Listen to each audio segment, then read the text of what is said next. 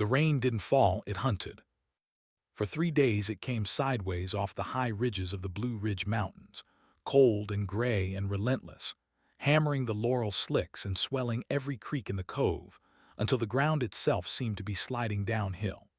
In the autumn of 1897, the high country of western North Carolina was no place for the lost, and it was certainly no place for a woman with a broken wrist and a soaked bundle clutched to her chest, swept off the wagon road at the flooded ford of Laurel Fork. She expected the river to take her. Instead, she woke in the cabin of a burn-scarred man who set a bowl of broth in front of her, looked at her like she was something the storm had owed him, and said only, "Stay as long as you need." Eli Crane had heard the river change its voice before dawn. He had lived on the high cove of Sable Mountain long enough to read the water the way other men read scripture, and the sound that morning was wrong, a deep brown roar where there should have been a thin silver run. He pulled on his oilskin and his old brogans and went down through the dripping rhododendron with a coil of rope over his shoulder, not because he expected to find anything, but because a man who lives alone learns to answer the sounds the mountain makes. He was 40 years old that fall, broad through the shoulders as a barn door, with a beard going gray at the chin, and a pair of pale, ruined scars climbing the backs of both hands and up his right forearm, where the skin had melted and healed shiny and tight. He did not talk about the scars. The cove understood not to ask. He found her below the ford, where the flood had piled a raft of broken fence rails and uprooted saplings against a granite shelf. At first, he took the flash of pale cloth for a drowned ewe. Then he saw the hand. "Lord have mercy," Eli breathed into the rain. He went down the bank in a controlled slide, the rope paying out behind him, and waded thigh-deep into the snarling water. She was wedged face up against the rails, her dark hair plastered to a face gone the color of tallow, her lips blue. One arm was bent at a sick angle, splinted clumsily with 2 willow sticks and a strip of petticoat, the binding long since loosened by the water. The other arm was locked, even in her senselessness, around an oilcloth bundle she had tied to her body with a length of plow line. He pressed 2 scarred fingers to the side of her throat. The pulse was there, faint as a moth against a windowpane, but there. He did not stop to wonder who she was. He cut the worst of the debris away with his belt knife, worked his arms under her, and hauled her free of the river's grip, and the cold of her went straight through his oilskin into his own chest. She weighed almost nothing. Hollow bones and wet cloth and a stubbornness that had kept her breathing when she had no business breathing at all. He turned his back to the rain and started the long climb up to the cove, his ruined hands aching, his lungs burning, his feet finding the old path more by memory than by sight. The mountain had taken plenty from him. It was not going to take this woman today. By the time he shouldered through his own door and barred it against the storm, his arms had gone numb. He laid her on his rope bed by the hearth, on the cornchuck tick and the wool blankets, and he set to work without a wasted motion. He built the fire up until it roared in the stone chimney. He stripped the sodden, freezing cloth from her and wrapped her in dry wool, working with the careful, neutral hands of a man tending a hurt animal, his eyes kept respectfully on the task. He heated stones at the edge of the coals and tucked them, wrapped in flannel, against her feet and her side. He set water on to warm. And as he worked, he saw the things the flood had hidden. The wrist was not the only hurt. There was an old yellow-green bruise fatting along her jaw, the kind a fist leaves.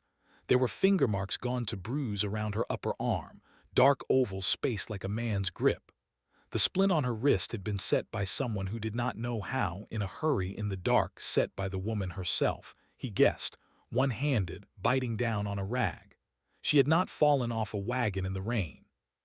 She had run, hurt and alone, into a flooding mountain in the cold, because whatever was behind her was worse than the river. Eli Crane looked at the oilcloth bundle still lashed to her body, and he did not touch it.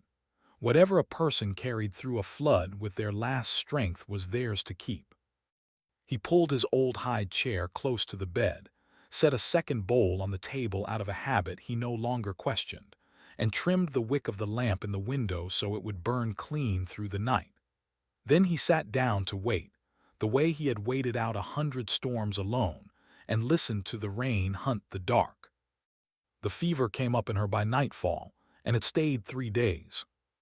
3 days of the storm wearing itself out against the ridges, and 3 days of Eli moving between the hearth and the bed in the close, smoke-warm dark of the cabin.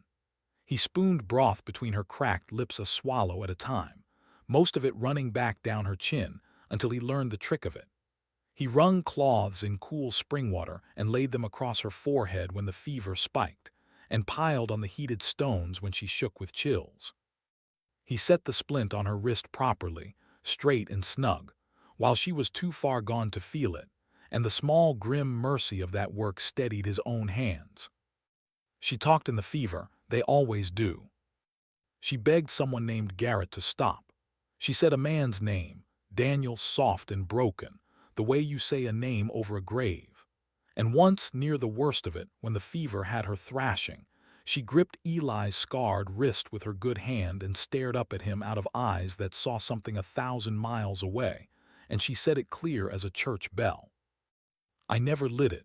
Daniel, I swear before God, I never lit that fire. Eli went very still. He was a man who had walked away from a fire once, the only living thing left of his own house, and he knew what it was to carry a burning in your chest that no creek could put out. He did not press her. He loosened her fingers from his wrist gently and laid her hand back on the blanket, and he said nothing at all to the dark room. He set the second bowl out again the next morning the way he always did. He kept the lamp lit. On the 4th morning the storm broke. He woke before light to a silence so complete it rang, and went to the door and found the world washed clean, the cove glittering, the laurel hung with diamonds of drip water, a thin gold seam of sunrise sliding up over Hawk's Knob. When he came back in with an armload of split oak, the woman's eyes were open. Panic hit her first. She came off the tick like a flushed quail, scrambling back against the chinked log wall, her splinted arm cradled to her chest, her bare feet tangling in the blanket, her whole body braced for a blow. Her eyes raked the cabin, the smoke-blackened beams, the strings of dried beans and pennyroyal, the row of bee skeps visible through the window, the big scarred stranger filling the doorway with a load of wood in his arms, and she pressed herself flat to the wall as though she could push through it. Eli stopped where he was. He set the wood down slow, in plain sight, and stayed by the door as far from her as the small room allowed. Easy now, he said. His voice came out low and rough as creek gravel. You're all right, storm's past. She didn't answer. Her breath came in quick, shallow pulls. Her good hand had found the oilcloth bundle where he'd laid it on the chair beside her, and she dragged it into her lap and held it like a shield. Eli kept his hands where she could see them. He moved to the hearth without turning his back, poured coffee from the dented pot into a tin cup, and set the cup on the table at arm's length from the bed. Then he stepped back again. Drink that, he said. It'll put the warm back in you, take your time. She stared at the cup, then at him, and her voice when it finally came was a cracked thread. Where am I? My place, top of Sable Mountain above the Laurel Fork Ford. He nodded toward the window, toward the long blue fall of the ridges. Nearest road's 2 miles down and it's underwater. Nearest town's Tanner's Gap, half a day's ride past that. He paused, reading the fear that wouldn't leave her face. I pulled you out of the river 3 days back. You've had a fever since. Wrist was broke, I said it. Reckon it'll knit. 3 days, she repeated, like the words didn't fit in her mouth. My name's Eli Crane, he said. She held the bundle tighter and didn't give him hers. A different man might have pushed. Eli only nodded like that was a fair trade and turned to the stove. There's mush in the pot and honey to go on it, he said over his shoulder. Privy's round the back, but mind the steps, they're slick yet. You take what you need. He ladled mush into the second bowl, the bowl he set out every morning, storm or no storm, for no one, and put it beside the coffee. Stay as long as you need, he said. And then, because she was looking at him like she was waiting for the rest of it, the part where the price got named, he added the only thing he knew to say. "I ain't asking you for nothing." It would be days before Ruth Calloway believed him. That was her name, though she gave it up a piece at a time, the way a body gives up trust after it's been beaten out of them.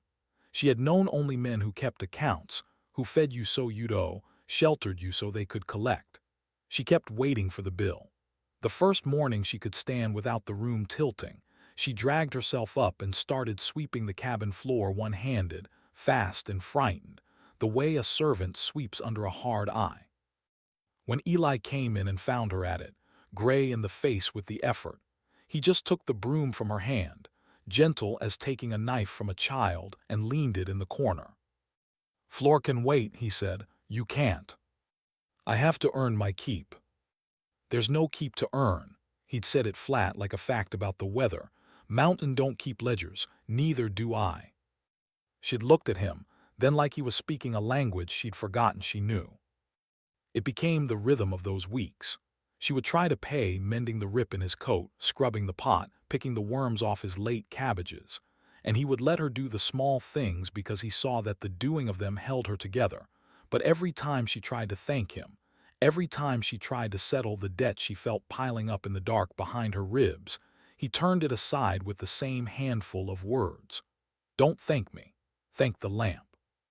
The mountain don't keep ledgers, and neither do I." After a while she stopped flinching when he moved quick, because he'd learned to move slow and loud around her, to set his feet down hard on the puncheon floor and keep his ruined hands always in plain view, the way you gentle a horse that had been whipped. And slowly, the way the year was turning, the poplars going gold, then the maples going red as a struck match, the mornings coming sharp and frosted, the fear in her eyes banked down to embers. She started to talk.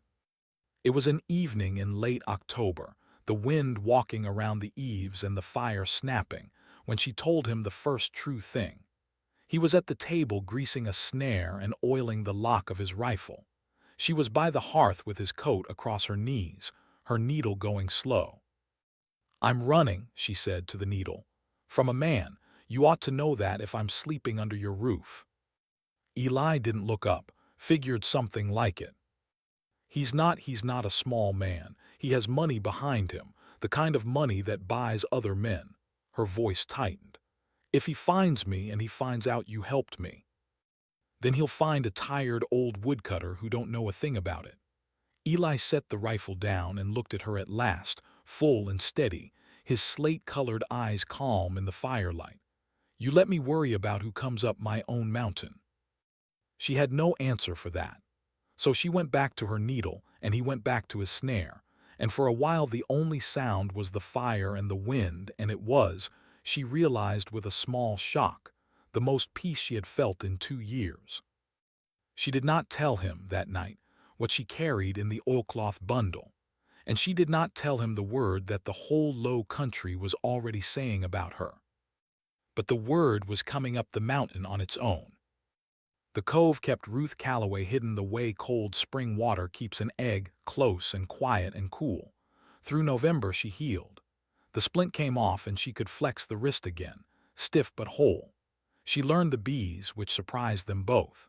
Eli kept a dozen gum log skeps on the south slope, and he'd lost his easy way with them somewhere in the bad years, but Ruth had a stillness around them that the bees took to. She'd stand barehanded in the slow autumn drone and lift the lid and not get stung once. And Eli would watch her from the wood lot with something working behind his face that he didn't have a name for anymore. He had loved once. He let himself remember it now, careful, the way you'd handle a coal. 10 years back he'd had a wife, Esther, and a girl, Cora, 4 years old and quick as a wren. He'd had a snug house down in the bottoms by Tanner's Gap and a future you could lay your hand on. And then a lamp had tipped in the night, or a coal had jumped the hearth, he never knew which, and the not knowing had nearly killed him, and he had come up out of sleep to a house full of fire. He'd gotten his hands on the door latch, on the burning beam that pinned it, on the things that left the scars. He had not gotten his wife and child. He had carried the burn of it up Sable Mountain and built a one-room cabin as far from people as the land allowed, and he had kept a lamp burning in the window every single night since, though if you'd asked him why he could not have told you. For Esther, maybe. For Cora. For whoever the cold might send up the mountain in the dark, the way nobody had been there to send anything to him. It was the lamp that had let him find Ruth at all. She'd seen its light from the road, she told him once, before the river took her, a single warm point of gold up the Black Mountain, and she'd turned toward it the way a drowning thing turns toward air. So when the peddler came, Eli had reason to be glad of his hard, unsurprised face. The man was a Tin and Notions drummer named Prout who worked the high coves twice a year with a swayback mule, and he stopped at Eli's only because everyone stopped at Eli's. The cove had one road and Eli's branch path crossed it. Ruth heard the mule and went into the loft without being told, quiet as a cat, and Eli traded for a paper of needles and a twist of salt and let the man talk, because a man who talks tells you things. "Bad doings down to the Gap," Prout said, sucking his teeth. "You hear about the Calloway business." "I don't hear much," said Eli. Daniel Calloway had that timber land up Cane Creek, the big stand of poplar everybody'd been after for years. House burned in the spring with him in it. Prout shook his head and dug in his pack and came up with a creased, smudged handbill, the kind printed cheap by the hundred. His own wife done it, they say, set the fire and run off with what money there was. There's paper out on her, reward and all. Eli took the handbill in his scarred hand and looked at it for a long moment. The likeness was poor, a woodcut woman with hard eyes she didn't have, but the name under it was real enough. Ruth Calloway, wanted for the murder of her husband, Daniel Calloway, by means of arson and for theft. A reward payable at the office of the timber company. Below that, smaller, a constable's name. A man who had lost everything he loved to a fire stood in his own doorway, holding a paper that said the woman sleeping in his loft was a burner of houses and a killer of husbands. Eli felt the old burn move in his chest, slow and ugly. And then he thought of the word she'd said in the fever, clear as a bell. "I never lit it. I swear before God I never lit that fire." He thought of the bruises spaced like a man's grip, the wrist she'd splinted herself in the dark, the way she stood barehanded and unstung among the bees because she had a gentleness in her that ran all the way down. He thought of how he'd know, better than any man alive, the difference between someone who'd set a fire and someone the fire had been set against. He handed the handbill back. "Don't favor her much, that picture," he said. "Reckon they printed it off a poor likeness." "You see a woman up your way, there's good coin in it," Prout said hopefully. "I see bears and turkey and the occasional fool drummer," Eli said. "No women. They got more sense than to climb up here." He counted out his trade and stood there big and unbothered until Prout clucked his mule on down the path. When the sound of it had faded, Ruth came down out of the loft. She had heard every word. She stood at the foot of the ladder with her arms wrapped around herself, white to the lips, waiting, he understood now, to be put out into the cold with the law's mark on her. Eli set the salt and the needles on the table. He fed a stick to the fire. He set the second bowl out for supper, the way he did every night. "Mush'll be ready directly," he said, not looking at her, giving her the mercy of his turn back. "You take the bed tonight. Frost's coming hard." Her breath broke. "You read the paper." "I read it. It says I know what it says." He straightened up and looked at her then, and his face was not soft, exactly, but it was certain. And certainty was a thing she had not seen aimed her way in a long, long time. "Paper says a lot of things. I had a fire take what I loved once, Ruth Calloway, and I never said it neither, and there's plenty in the Gap to this day half believe I did." He paused. "I ain't the law. I ain't your judge. You're cold and you're hurt and you came up my mountain in the dark, and I told you you could stay as long as you need. I don't recall saying unless somebody prints a paper." She put her face in her hands and wept, finally, the way she had not let herself weep in 2 years, and Eli let her and kept the lamp lit. December brought the snow, and with it, the thing they had both been waiting for. Eli had to go down to Tanner's Gap. The cove was getting on toward the lean weeks, and they were low on the things a high cabin can't make for itself: salt and meal and coffee, powder and shot, a paper of pins for Ruth's mending. He could not put it off past the first hard freeze. He went down on a gray morning with the snow squeaking under his mule's feet, his rifle in the scabbard and his collar up, and he left Ruth with the door barred, and the old Capan ball revolver loaded on the table and strict word to keep clear of the windows. The Gap was a muddy huddle of frame buildings strung along the creek: a store, a church, a livery, the squat brick office of the Vance Timber Company, and the saloon where the timber hands drank their pay. Eli kept his head down, made his trades quick and quiet, and was loading the last sack onto the mule when a voice carried across the rutted street that stopped his scarred hands cold. "And I'll double the paper for the man that brings her to me breathing. I want to look her in the eye before she hangs." Eli turned his head slow. A knot of men stood on the store porch around a big, well-dressed fellow in a town coat and good boots, a man with Daniel Calloway's dead face stamped on him a shade coarser, the brother then. Garrett Calloway, foreman of the Vance camp, the man whose name Ruth had begged in the fever. He had a fresh handbill in his fist and the easy, loud confidence of a man who'd never once been told no.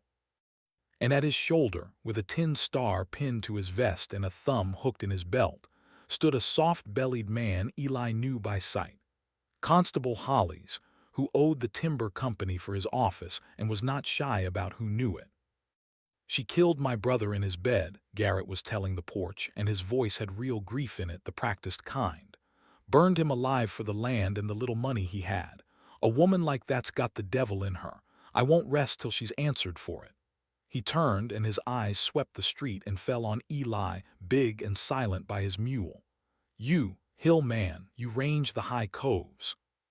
"Some," said Eli. Garrett crossed to him, the constable trailing, and held up the handbill. "Seen this woman, dark hair, slight. She'd be hurt wrist, maybe. She lit out into the high country last spring and ain't been seen since. Smart money says she's dead in a gully somewhere, but I'd sleep better knowing." His eyes were doing what his easy voice was not. They were measuring Eli and the loaded mule and the powder and the meal. "That's a deal of provision for one man up a mountain." "Long winter," Eli said, "and I eat regular." "What's your name, hill man?" "Crane." Constable Holly spoke up oily. "Crane. That's the one had the house burned, Garrett, down in the bottoms years back, wife and young'un in it." Something flickered over Garrett Calloway's face: interest, calculation. "That's so," he said softly. "A man who knows about fires." He smiled, and it didn't reach his eyes. "You see her, Crane, you come tell me. There's $200 gold, says you ought to be friendly." Eli looked at the handbill and at the brother's grieving, hunting face, and he understood the whole shape of it at once, the way you suddenly see the trap under the leaves. He thought of the bruises. He thought of who profits when a man dies and his widow hangs. But his own face stayed a slab of mountain stone. $200, Eli said. "That's a powerful lot of gold for a woman you figure is already dead in a gully." He gathered his mule's lead. "Reckon if I see her I'll know where to bring her. Now I gotta climb ahead of dark."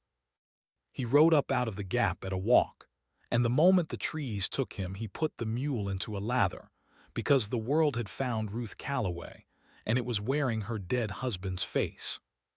He reached the cove as the early dark came down blue over the snow. Ruth heard the mule and threw back the bar and came out onto the porch, and the gladness in her face at the sight of him lasted exactly until she saw how he sat his saddle. "What is it?" she said. "Eli, what's happened?" He swung down heavy and tied off and came up the steps, and there was no soft way to lay it down, so he laid it down plain. "Garrett's in the Gap. Your husband's brother. He's put paper out on you, 200 gold, and the constable's standing right at his elbow making it law. He's hunting you himself, Ruth. And he looked at my provision and he looked at my burned house, and I don't think he believed a word I said." The color went out of her like water out of a tipped cup. She caught the porch rail. "No," she whispered.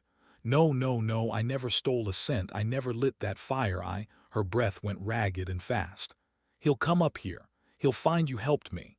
Eli, he killed his own brother, do you understand me? He is not a man who stops." She broke off, hearing what she'd said. Eli went very still in the blue dark. "He killed his brother," he said, not a question. And the whole of it came out of her at last, in a rush, the way a dam goes when the first stone shifts. And as she said it, she turned and went into the cabin and pulled the oilcloth bundle from where she'd kept it hidden these 2 months. And with shaking hands, she untied the plow line and unwrapped it on the table in the lamplight. Not money, not a weapon, but a thin sheaf of papers gone soft at the folds, and a small leather-bound surveyor's book. "Daniel found out what Garrett was doing," she said. "The timber company was paying Garrett to bring in the high coves cheap, the Cane Creek poplar, all of it, and the land wasn't theirs to sell. Daniel held the deed free and clear, his daddy's land. He wouldn't sign. He wrote to the land office in Asheville. He had a man come survey it proper to prove the lines." She touched the little leather book. "And he kept account of every offer Garrett made him, and the threats when Garrett started making them. He kept it all here." Her fingers shook on the papers. "He told me, Ruth, if anything happens to me, you take this and you get it to the federal land agent, and you don't trust the constable, not Holly's, he's bought. And then one night the house went up, with Daniel in it, and Garrett stood in the yard and watched it burn and told the whole Gap I'd done it for the money." She looked up at Eli with 2 years of terror and grief breaking open in her face. "The land passed to me when Daniel died. That's why he can't just let me hang quiet somewhere. He needs me dead with a story on me, so the deed's clouded and the company can take it cheap off a murderess's estate. I got out the back with this and a horse, and I've been running ever since. The wrist I did crawling out a window." She pushed the papers across the table to him. "That's the truth, Eli. That's the whole of it.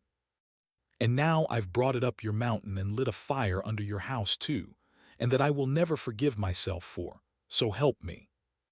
Eli put his scarred hand down flat on the papers, gentle, the way you'd quiet a frightened animal. "You didn't light anything," he said. "Not his fire and not mine." He looked at the little surveyor's book, at the dead man's careful account, at the proof of a killing dressed up as a grieving brother's justice, and the old burn in his chest turned, for the first time in 10 years, into something with a direction to it. "He's coming up here," Eli said, "because he thinks there's a burned old fool up this mountain who'll hand you over for gold, or who he can frame as easy as he framed you." He closed the book and set it in her hands and folded her fingers over it. "He thinks wrong." "Eli," her voice cracked, "let me go tonight if I'm gone when he comes. You wouldn't make a mile in this snow with a healing wrist, and you know it." He took her face between his ruined hands, the first time he had touched her so, and his thumbs were rough as bark and careful as a prayer. "I spent 10 years up here keeping a lamp lit for the dead because I couldn't keep it lit for the living. I'm done with that, Ruth. I never asked you for one thing, and I'm not asking now. But I'm telling you, no man buys his way up my mountain to take you off it. Not for $200, and not for 200,000. His voice dropped low and certain. "You don't have to run anymore. You hear me? Stay, just stay." And outside, in the falling dark and the falling snow, the lamp burned in the window the way it had every night for 10 years. A single point of gold up the black mountain, the kind of light a drowning thing turns toward. The trouble was, it was a light that could be seen from the road. Garrett Calloway did not wait long. 2 days after Eli came down from the Gap in the gray hour before dusk, with the snow crusted hard enough to carry a man's weight, they came up Sable Mountain. Eli had spent those 2 days the way a careful man spends them, not building a fort, for he was no soldier, but reading his own ground the way he read the water. He knew every blowdown and bench and laurel hill on that mountain, every place a man on a horse would have to come single file, every spot where the old logging skid road crossed the frozen creek on rotten ice. He cut brush and laid it where it would funnel riders. He banked the cabin's shutters. He did not, in the end, build many traps, because Eli Crane had spent 10 years learning that the mountain was the only weapon a lone man needed if he was patient and the other man was proud. He had done one more thing, though, that he did not tell Ruth about. On his way down for provisions, and again in a note he'd pressed on the storekeeper, he had let it be known, quiet, the way news travels in a cove, that Eli Crane up on Sable was in a bad way and might could use a neighbor. He had not asked anyone for help in 10 years. He had only, over those 10 years, given it. The venison left on a poor widow's step in a hard winter, the orphan Tate boy he'd taught to trap, the Ledford family's roof he'd helped raise after the flood took it, the doctoring honey he'd carried down to a sick child and would take no coin for. He had kept no ledger of any of it, but the mountain does. They came up the skid road as the light failed Garrett Calloway, Constable Hollies with his bought star, and 4 timber hands from the Vance camp, hard-used men with axes and one old shotgun among them. Eli watched them come from the dark of the tree line above his cabin, his rifle across his knees, and he watched Garrett's eyes find the lamp in the window and light up with the certainty of a man who has never lost. "Crane," Garrett's voice rang off the frozen slope. "We know she's up here. Send the woman down and there's no quarrel with you. Keep her, and I'll have you for harboring a murderess and we'll see whose house burns this time." Inside, Ruth stood in the dark with the cap-and-ball revolver in 2 hands and did not fire because Eli had told her, not unless they breached the door, and even then only to live. She did not want to kill. She had never wanted to take anything from anyone. That, in the end, was the whole difference between her and the man at the bottom of the hill. Eli did not answer the shout. He let the silence work, the way the mountain works, while the dusk thickened and the cold deepened and Garrett's borrowed courage started to feel the dark pressing in on it. Then he raised his voice and it rolled down the slope flat and carrying.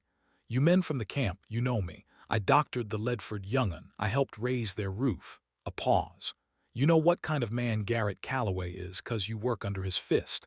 He didn't bring you up here for the law. He brought you up here to do a murder and call it a hanging, same as he murdered his own brother and called it her." Another pause, longer. "There's a deed and a dead man's account book up here that says so, going down to the federal land agent whatever happens to me tonight. You want to be the men that died on this mountain in the snow so a foreman could steal a stand of poplar, or you want to walk back down and let his lie die instead of you." The 4 timber hands looked at each other in the blue snowlight. They were not bad men. They were hungry men, used hard, who had each of them taken a beating from Garrett Calloway's tongue or his hands, and not one of them had been told there'd be killing. "Don't you listen to him," Garrett snarled. "Take the cabin, 200 gold split 5 ways." "3," said Constable Hollies nervously, doing math no one had asked for, his bought courage already leaking out of him in the cold. And that was when the mountain answered. Down the slope where the skid road crossed the frozen creek, a light came bobbing up through the dark, and then another and another. Lanterns. The cove had read Eli's note and the cove had come. Old Amos Ledford and his 2 grown sons with their squirrel rifles. The Tate boy, now a man with a fowling piece. The storekeeper. A half-dozen more. Men Eli had fed and roofed and doctored and never once sent a bill, climbing the skid road in the snow to stand for the burned man who'd asked nothing of them for 10 years. And behind them, breathing hard, came a lean young man with a deputy's badge, means, out of the county seat. An honest one the timber company had never managed to buy, who'd had a letter that very week from a federal land agent in Asheville inquiring about the death of one Daniel Calloway, and who had ridden out to the Gap on a hunch and heard where Garrett Calloway had gone with 5 armed men. Garrett Calloway saw his 4 hired hands lower their axes, and saw the lanterns coming up out of the dark all around him, and saw the whole proud structure of his lie come down at once, and he did the thing that proud, cornered men do. He ran. He broke from the skid road and went straight up the slope toward the cabin, toward Ruth, toward the only piece of his plan he might still salvage, to take the woman and the deed and the account book and disappear into the high country where the truth couldn't follow. He went up across the rotten ice of the Upper Creek crossing, the place Eli had laid his brush to funnel riders, the place Eli knew and Garrett did not. Garrett, Eli was up and moving, but the slope was steep and the dark was full. The ice took him. It had been freezing and thawing under the snow for 2 days, gray and rotten over the deep pool where the creek ran black underneath, and Garrett Calloway, running blind and full of murder, went out onto it and through it all at once. The cold black water closed over him. He came up once, clawing, and the bank he reached for was sheeted with ice, and his own good town boots could find no purchase. And the mountain that Eli Crane had kept faith with for 10 years did the thing that no man's hand needed to do. It was Eli in the end who went out on the rope and the others who hauled, and they got a grip on him too late. Garrett Calloway died in the black water of a mountain creek with no man's blood on his account but his brother's. Eli Crane's scarred hands had reached for him to the last. That was the kind of man Eli was. He had not climbed his mountain to take anything from anyone, not even from the man who'd come to take everything from him. Deputy Means took the deed and the dead man's account book down to the Gap that same night, and within the month, a federal land agent and a real judge had come up from Asheville, and the whole rotten structure came apart in the cold light of it. Daniel Calloway's careful records, the survey, the bribes, Constable Holly's singing every name he knew to save his own neck. The fire that had killed Daniel was named at last for what it was, a murder, dressed as a widow's crime, and the woodcut handbills with Ruth Calloway's hard false face on them were gathered up and burned, this once for a good reason. The Cane Creek land was hers, free and clear, just as Daniel had died to keep it. Her name came back to her clean. And up on Sable Mountain, the winter broke at last into a high cold spring, the snow going off the south slopes first, the bees coming awake and grumbling in their gum log skeps, the whole cove running with snowmelt and the green coming up through the dead leaves. Eli Crane stood on his porch one morning with the sun on his ruined hands and watched Ruth move bareheaded among the bees, unstung, smiling, a woman the world had called a monster and the mountain had called home. The lamp still burned in his window every night, but it did not burn for the dead any more. The door creaked behind him and she came out into the morning and stood beside him, her wrist long since knit and strong, and she looked out at the blue fall of the ridges that had been the edge of her terror and was now the edge of her whole new life. "You never did ask me for one thing," Ruth said quietly. "Not the first night, not any night since." "No," said Eli. "Why?" He thought about it the way he thought about everything, slow and to the bottom. "Because somebody who shelters you so you'll owe them," he said, "ain't sheltering you. They're buying you, and I had enough of folks getting bought up to last me." He looked at her. "You came up my mountain in the dark with nothing, and you didn't owe me a thing for the air you breathed under my roof. Still don't." Ruth Calloway slid her hand into his scarred one, and he let her, and her fingers fit there like they'd been cut to it. "Then I'll stay," she said, "because I want to, not because I owe you." "That's the only reason worth staying for," said Eli Crane. And he didn't have to ask her ever again. The lamp burned warm in the window behind them, the way it had every night for 10 years, not for the dead now, not for the ones the fire took, but for the living thing the cold had sent up the mountain in the dark, and for the simple, stubborn truth the whole hard winter had proved, that a man who gives shelter and asks for nothing keeps, in the end, the only thing worth keeping. Did Eli and Ruth's long hard winter on Sable Mountain warm your heart? If you loved this Appalachian story of quiet courage, second chances, and a love that asked for nothing in return, smash that like button, share this tale with someone who needs to hear it, and subscribe to the channel so you never miss another true-hearted story of the old mountains.